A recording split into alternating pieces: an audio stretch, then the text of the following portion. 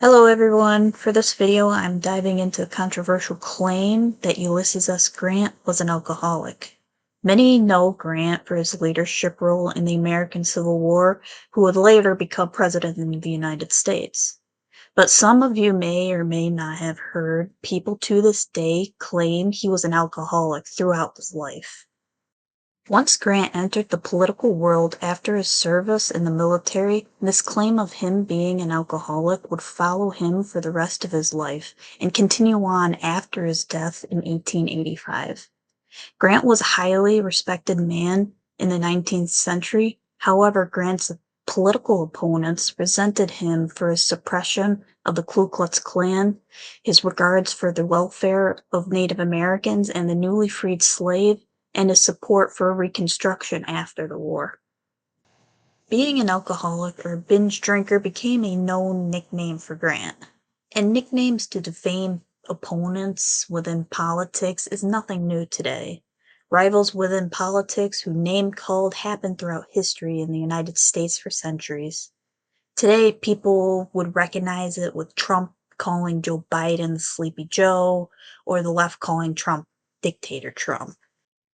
Back when Abraham Lincoln was running for office, people called him the rail splitter to take a jab at his unsophisticated background. George Washington was nicknamed American Fabius after the ancient Roman general Quintus Fabius Maximus, who was called the Delayer. Grant's political rivals' favorite was to weaponize his character against him. However, I would like to bring to light a more medical explanation, in that Grant suffered from malarial fever episodes throughout his life that people would have claimed were drunkenness. As a boy who lived in Ohio, Grant wrote in his memoirs that he suffered very severely for a long time from malaria. Quote, "It lasted now over a year, and while it did not keep me in the house, it did interfere greatly with the amount of work I was able to perform." End quote. Fever episodes followed Grant throughout his life afterwards. In 1852, Grant wrote to his wife Julia complaining about cramps while he was stationed at Fort Vancouver. Quote, "I walk like an old man of 80." End quote. The next year, Grant again complained about cramps throughout the long days while he worked on his farm. There are recorded episodes of illness Grant suffered during his 3 months at Fort Humboldt. The muscle cramps Grant described are a nonspecific symptom seen frequently with electrolyte abnormalities due to the effect of acute or chronic disease. Early in 1862, Grant was ill with possible malaria. He wrote to his wife, quote, "I am well, something I could not say for the past 3 weeks." End quote. A few days later, Grant sent a telegram to General William Sherman that also referenced his illness.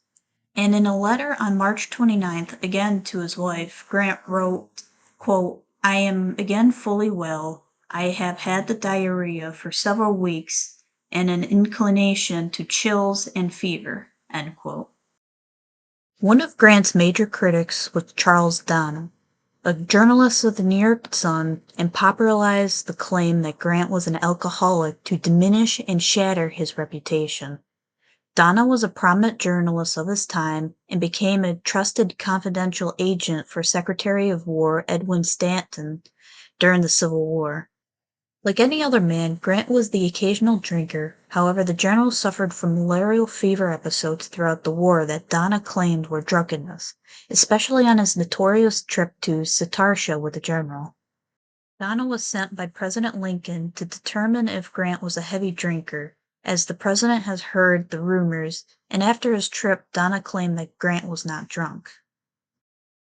I would like to add that even during a war, politicians and generals alike would publicly criticize each other through the newspapers for the public to see.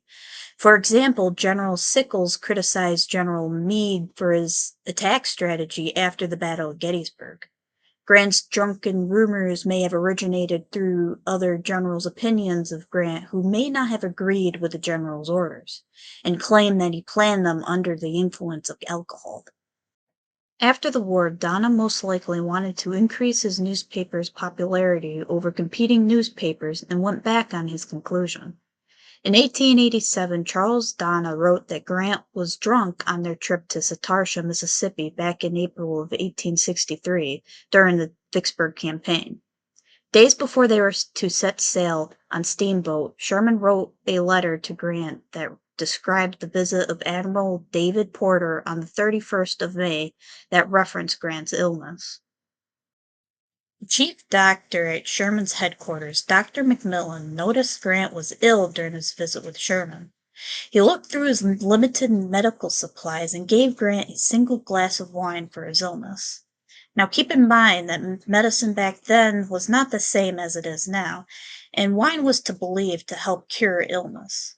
John Rawlins, Grant's chief of staff, hand delivered a note he wrote to Grant, and in that letter he wrote his observations of Grant's noticeable illness that may be misled to Grant in a state of drunkenness.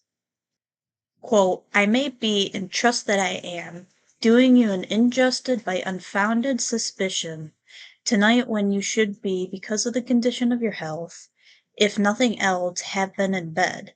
I find you where the wine bottle has just been emptied. End quote. As noted in Donna's memoirs, the next morning there was no sign of illness, and Grant invited Donna onto the boat to Satartia. Grant's illness episodes are consistent with the classical repeating patterns of malaria. This includes reports of patients appearing remarkably well between illness episodes.